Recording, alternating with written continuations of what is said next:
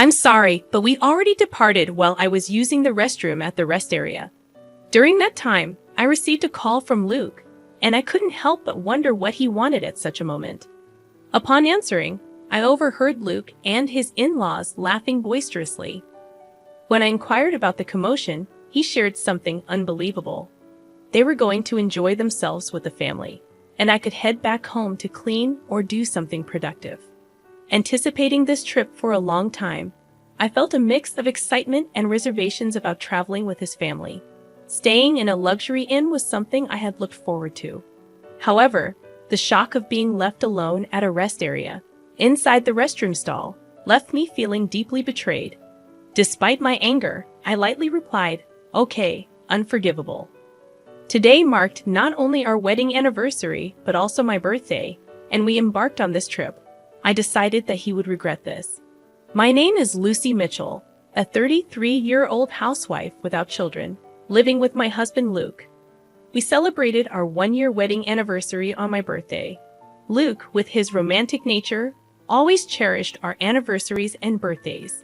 He was raised in a wealthy family, and those childhood memories lingered, prompting him to celebrate special days in grand style.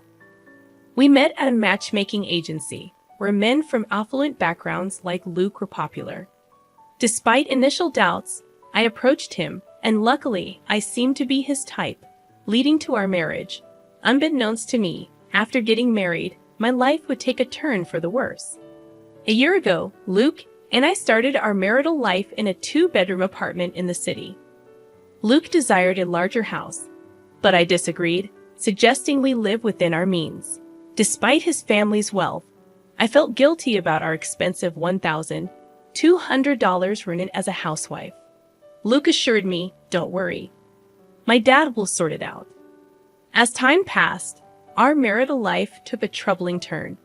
Luke's frequent visits to his parents' house, even for seemingly trivial reasons, left me feeling uneasy about our new life.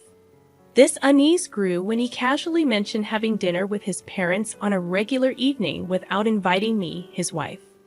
The frequent absence and lack of inclusion in family events made me question the dynamics of our marriage.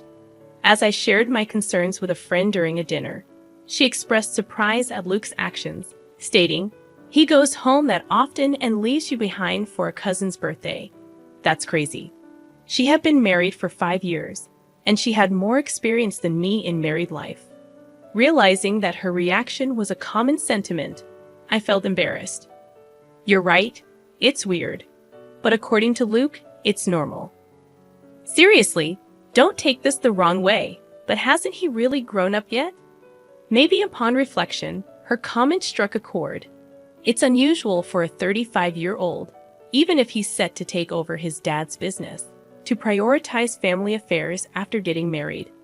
I regretted not recognizing Luke's true nature before marrying him. Returning home after dinner with my friend, I felt down. "I'm home, Lucy. Where have you been? Isn't it normal for a wife to cook dinner and wait for her husband, Mrs. Mitchell?" To my surprise, my mother-in-law was in the living room. Luke was apparently out, perhaps at a convenience store. "Why are you here? Weren't you and Luke supposed to dine out tonight?" "That got canceled due to some issue at the restaurant." "I thought Luke had messaged you just a bit ago. Didn't you check?" She pointed it out, and I looked at my phone. Indeed, 10 minutes ago, Luke had messaged that he'd be home early, but that was just about when I got off the train. There's no way I could have gotten home and started dinner in such a short time. Yes, he did message, but I saw it just now. What the heck? This is the problem with kids from single-parent households.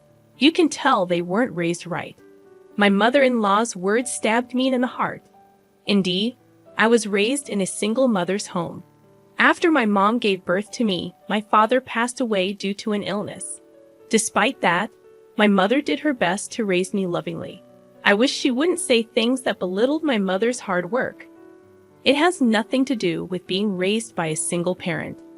"I just hadn't seen the message yet," I retorted, clearly irritated, but she brushed off my comment and changed the subject. "Well, anyway, I've always noticed this, but your house is quite small." "I think it's average. It's suitable for just the two of us. You can't be serious. I feel sorry for Luke, living in such a cramped space. My interactions with my mother-in-law continue to stress me out. Both my mother-in-law and father-in-law, perhaps because of their wealth, often seemed condescending. That's why I never got along with them. Realizing further conversation was futile, I silently started preparing dinner. Ignoring me, she went on and turned on the TV. From that day, she started dropping by unexpectedly more often. Even my father-in-law came along a couple of times. Mostly, they'd complain about how dirty the kitchen was or how cramped the house felt. Eventually, they'd sarcastically suggest, "You know, we have a bigger house. Why not move in?" I absolutely didn't want that. I firmly declined every time. They always visited when Luke wasn't home, so Luke didn't know about their snide remarks. I once talked to him about it, but his reply was, "Why not? Why is living together a bad idea?" I was dismayed when he too suggested moving in. From then on, I realized there was no point in discussing it with Luke, and I endured on my own. Soon, we'd be celebrating our first wedding anniversary, which also happened to be my birthday. For your birthday this weekend, I'm thinking of celebrating more grandly than last year. After all, it's also our anniversary, Luke said as he came home tipsy from work. Seeing his flushed face, I couldn't be sure of his sincerity. Knowing his love for celebrations, I felt a hint of excitement. "What? Last year, you treated me to a delicious dinner, which was more than enough. That's nothing compared to what I've planned. Let's go on a family trip." A family trip. The term sounded odd for just the two of us. Noticing my confusion, Luke continued, "My parents, cousins, uncles, and all will join. We're heading to a luxury resort in Palm Springs." All those people, and why Palm Springs? Got a problem with a family trip? Or is it Palm Springs you're not keen on? No, it's not that. Honestly, I couldn't understand why my birthday and our anniversary would involve his family, who had nothing to do with either occasion. I couldn't grasp what Luke was thinking. I've always known he's a bit out of touch with the general populace, but I hadn't expected this level of disparity. While the choice of Palm Springs puzzled me a bit, it wasn't a major issue. Sounds fun, right, Lucy?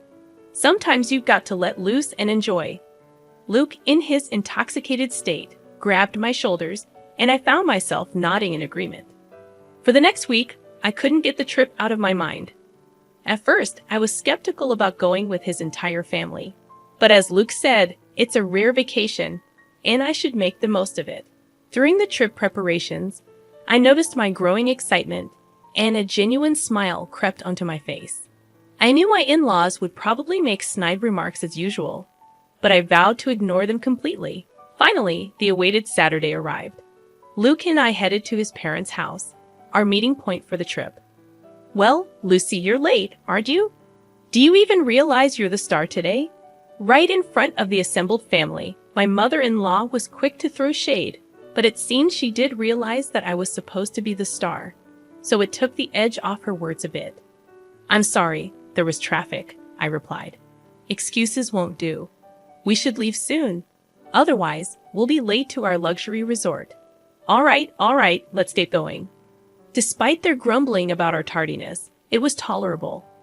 After all, they'd been making such remarks throughout the past year. Luke's cousin appeared much younger than him, looking to be in his early 20s, with a sinister look in his eyes. I began to wonder if everyone in this family was mean-spirited. My paranoia was somewhat justified when he made a belittling comment. "This is Luke's wife." Not what I expected. I diverted my gaze from him, figuring that reacting would only invite more nitpicking. I decided to show a mature demeanor. "I'm so excited.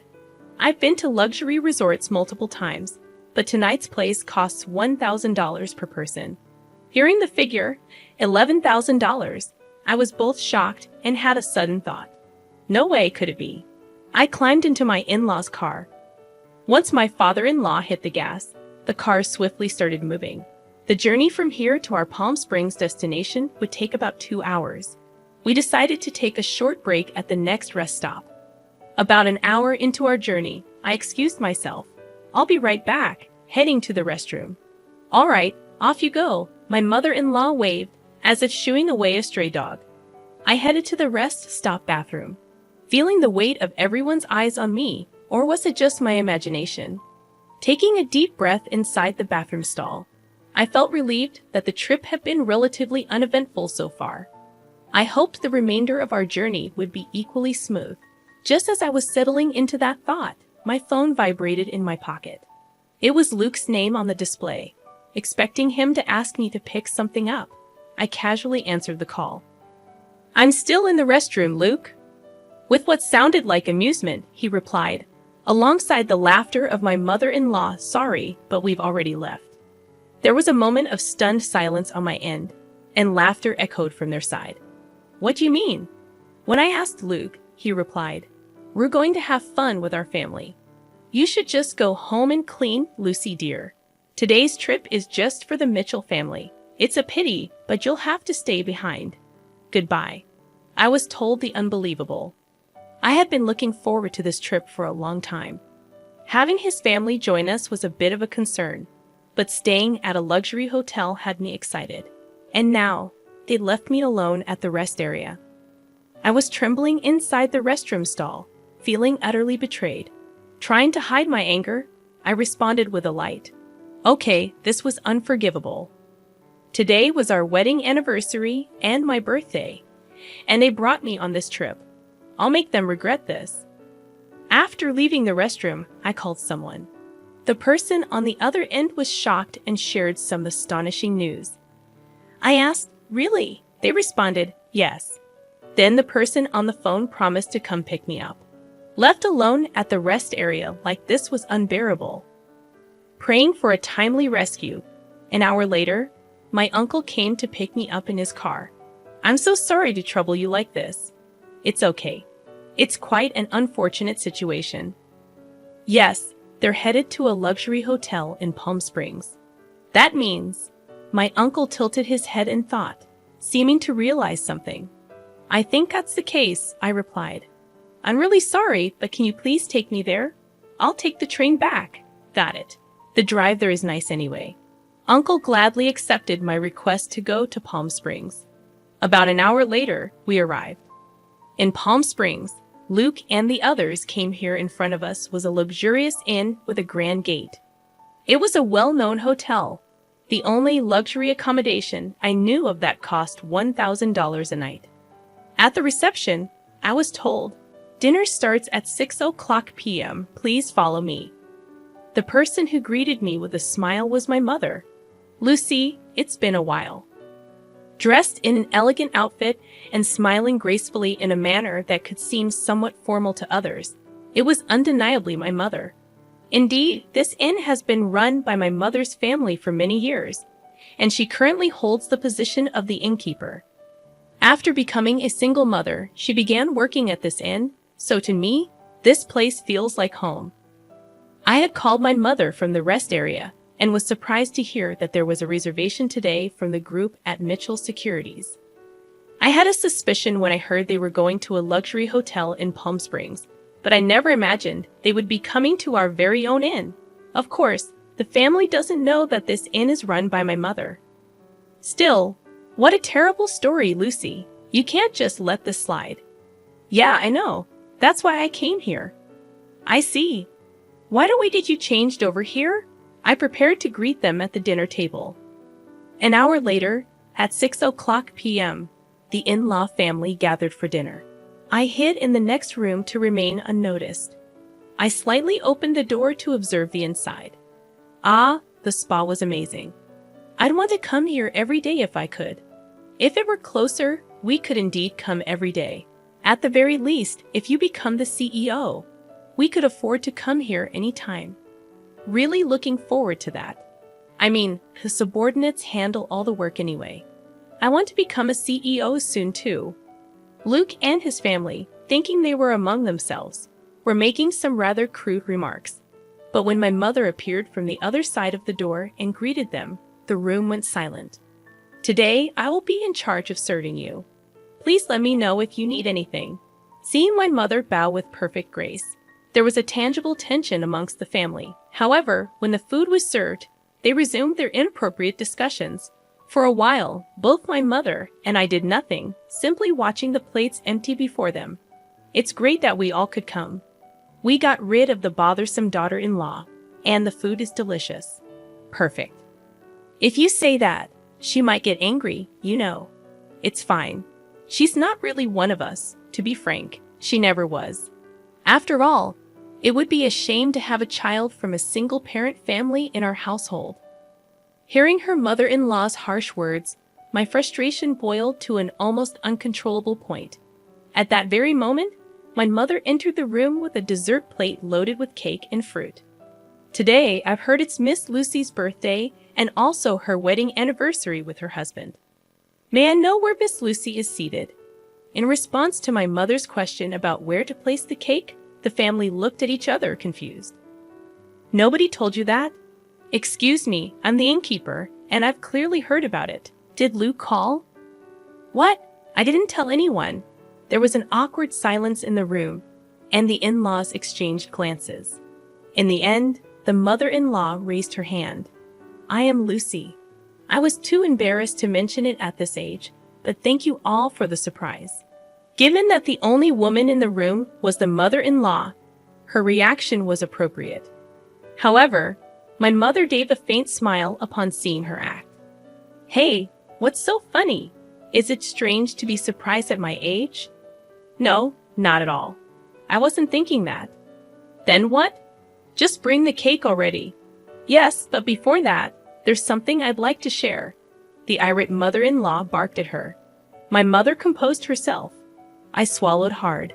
Lucy Mitchell is my daughter. What? Everyone present made a dumbfounded expression and raised their voices in shock. Seeing an opportunity, I swiftly opened the door from the adjacent room and stood next to my mother. Welcome. This innkeeper is my mother. It's a pleasure to meet you, Luke exclaimed. Lucy, why are you here? And what do you mean she's your mother? It means exactly that. This inn belongs to my family. I'd also intend to take over this place someday. In truth, Luke had never met my mother before. While part of it was due to my mother being busy with the inn, Luke and his parents also insisted on not meeting her face to face. I had received a phone call from Luke for our wedding introduction, but he never met her in person. I showed my mother a picture of Luke and explained who he was. It was an unconventional introduction, but I believed my mother had accepted him. From your conversations earlier, could you please refrain from mocking and belittling my mother for being a single parent? That's right. What's with the sudden drama? What grudge do you have against us? Neither Luke nor his mother nor anyone else seemed to realize the extent of the disrespect they had shown me. Exasperated, I let out my anger that had been building up. Grudges? If I have any grudges, it starts with you, Luke. I thought you were a good person when we got married, but it turns out you're a mama's boy. You married me, so you should prioritize me above all else, right? Don't join forces with your parents to mock me. Faced with my undeniable logic, Luke was rendered speechless. My mother just listened quietly to my outburst and to my in-laws. Why do you treat me this way? If you find me such a nuisance, I can leave the Mitchell family right now. What? You'll become a lonely, poor single woman. Yeah, are you sure about being alone? Both the mother-in-law and Luke sneered.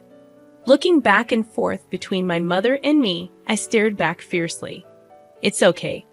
Actually, I'm pregnant, so I won't be lonely.